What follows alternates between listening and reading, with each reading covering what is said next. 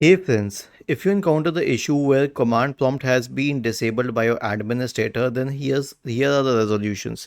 So resolution number one is that if you're using a corporate computer, you will have to talk to the IT administrator of your company because he or she will be the person to help you. You cannot do it at your end because all of this is managed by a group policy server and it is directly added to the server. So if you are using a home computer, then search for registry editor in the Windows search bar and open the registry editor. Go to HKey current user, software policies, Microsoft and Windows on the left pane.